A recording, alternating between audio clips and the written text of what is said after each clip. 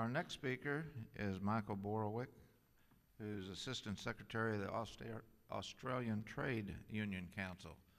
And we welcome you to the conference, Michael. Well, thank you for having me with you today.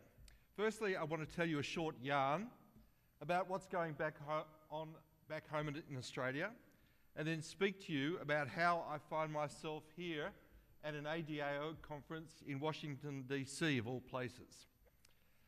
Like every country, in Australia we've had our own unique history with asbestos, and even today we in the union movement continue to fight alongside many other support groups and lobby groups to finally achieve an asbestos-free community.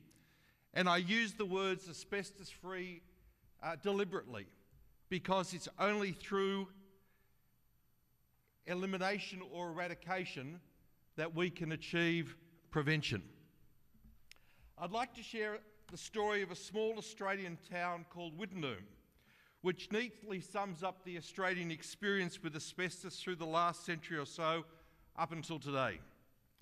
It's also a story of how Australian unions were and continue to be at the forefront of the push to ensure worker and community safety is absolute as we continue to battle this scourge, just as they are in many other countries of the world. Wittenoom is located far, far, far in the outback of Western Australia. It's 87 miles from its closest neighbouring town and 900 miles from Perth, the nearest city. You won't find it on the map these days. It's all but abandoned, and only 2 or 3 people live there now. But between the 1940s and 1960s, it was home to more than 500 workers and their families servicing the nearby asbestos mine. At the time, it was the only one in operation in Australia and amongst the biggest in the world. Over those 2 decades, 161,000 tonnes of blue asbestos, or crocodylite, was mined as the industry boomed due to the increased demand caused by the Second World War. Even as the war ended, there was still a great demand for asbestos. Australians were some of the largest users of asbestos in the world, with the substance finding its way into a huge range of building supplies and other products. In particular, its use in the building material known as fibrous cement sheet made it ubiquitous to almost all Australians. Fibrous cement sheeting, or as Australians colloquially referred to it, fibro, was cheap and easy to work with. It was especially popular for backyard sheds and budget beachside holiday housing for families. So it became part of the laid-back Australian identity. You can still find whole streets in many regions of our country where fibro houses still dominate following the construction boom driven by the Wittenoom mine-led asbestos. But as the economic boom began to turn to bust, so did the devastating health effects of asbestos exposure first came to light. It was workers at the mine who became the first victims of the devastation caused by asbestosis and other terrible diseases. Unions raised the alarm, but the response from mine owners was too often to try and hide the problems and avoid responsibility. It was basically the same playbook as the big tobacco companies were using against lung cancer sufferers. The Wittenoom mine changed hands a number of times, ended up being owned by James Hardie, and that may ring a bell to many here in the US. A company that became synonymous in Australia with legal trickery and corporate avoidance of responsibility for the damage done to workers, consumers, and the community at large. During the 1990s, James Hardie fought a series of high-profile legal battles with asbestos victims, culminating in the company shifting its operations to Holland in an attempt to skirt their responsibilities under Australian law. Around this time, Australian rock band Midnight Oil, and some of you may be familiar with them, immortalised the Wittenoom mine and the workers' struggle for justice in the song Blue Sky Mine. While books, television documentaries and a series of award-winning journalistic investigations brought the truth about asbestos firmly to the public attention. James Hardie has since moved on to Dublin and settled most of its outstanding legal issues. As less and less asbestos stories made the news, we see a dropping off of public awareness of asbestos and the dangers it poses to the public. But the risk hasn't decreased as quickly as people have stopped thinking about it. So there is still much work to be done. In 2004, Australia introduced an importation ban, but unfortunately that ban hasn't worked effectively as it should have done. In a particularly worrying development, 2 building sites in Australia have recently been discovered to have contained freshly or newly imported asbestos from China, including our new Perth Children's Hospital.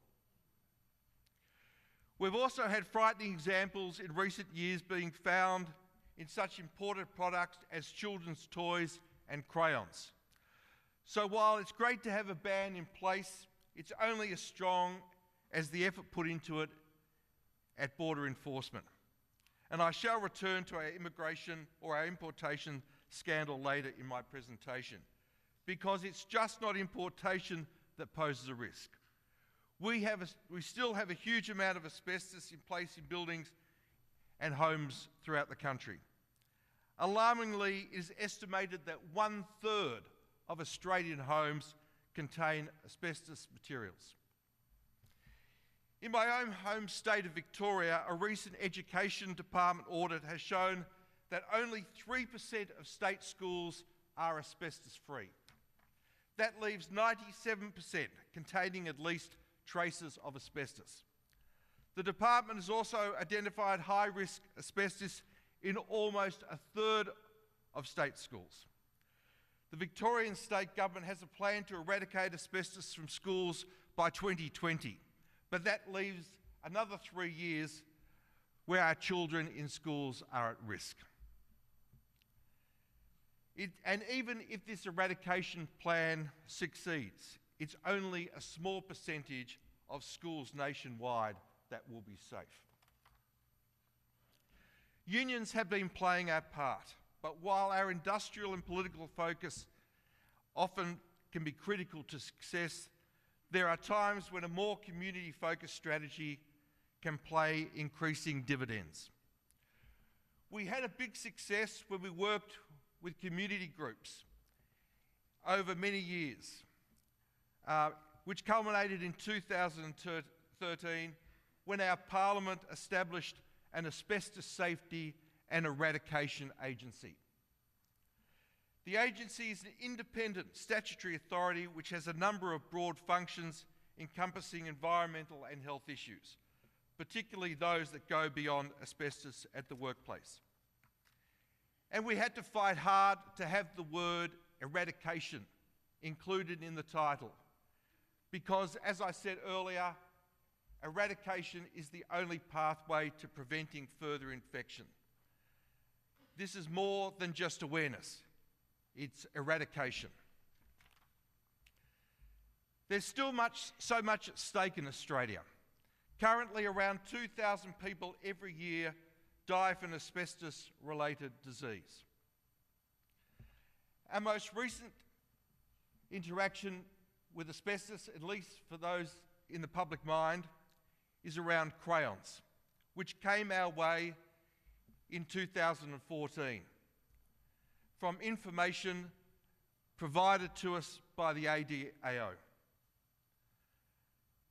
This caused a scandal in Australia that we were exposing children in kindergartens, play school centres, at home, their carers and teachers to infection. And this partly explains why I'm here today.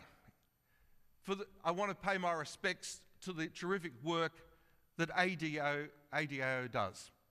Not only here in the United States, but the impact that your work has around the globe, far-reaching, even reaching us in far distant places like Australia.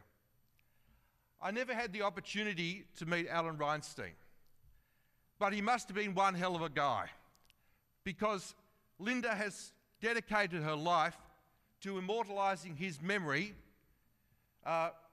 through co-founding the ADAO and being a focus for so many of you here in the room, and for the continuing great work that the organisation does.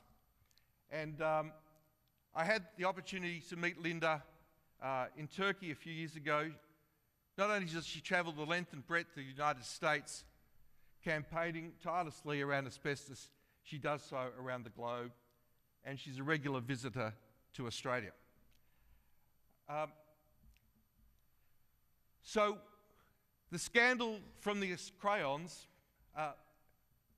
gave impetus to our Australian Senate establishing a parliamentary inquiry into illegal importation of asbestos in Australia.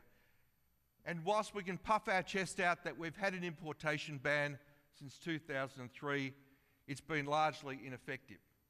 So we want law reform in Australia, and we're expecting that the Senate committee inquiry will lead to changes in our laws that make the ban effective.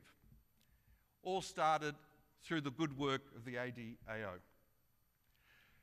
In a few days' time, I'll travel to Geneva for a conference of the parties to the Rotterdam Convention, where we will join Canadian unions, the AFL-CIO, and many others from around the globe in fighting to have asbestos included in Annexure 3 to the Rotterdam Convention, which, if we succeed, will be a huge step forward towards a global ban. Many of you will know that you can't have a chemical or substance included in Annexure 3 to the Rotterdam Convention unless there's complete unanimity, which gives Russia and China and other regimes around the world an effective veto. So we've learned from the last Rotterdam Convention meeting in 2015, and this time we're seeking to campaign to have a majority decision where if 75% of the countries agree, then asbestos can be included in the convention in Annexure 3. It's an important campaign, and I want to acknowledge Peg Seminario from the AFL-CIO, who's been instrumental in this campaign on behalf of unions in the United States. The ACTU has had a series of video conferences where all we've done is brought global partners together to discuss our campaign for Rotterdam. And people have come and gone. We've held 4 or 5 of these video conferences, but there's only one person that hasn't missed one, and that's Linda Reinstein. And I think it's a credit to her that the passion she brings to this campaign, and I know you're all aware, and none of you would be surprised to hear that she hasn't missed one. So unions have a role for sure, but we see our greatest strength as part of a coalition of campaigners. Along with support groups, businesses, government, medical specialists, and the legal fraternity, we must all come together to finally eliminate this risk from our community. That's our goal in Australia, and having come here to Washington, DC for this conference, I understand it's a global goal, and if we fight, and we fight hard, we'll win.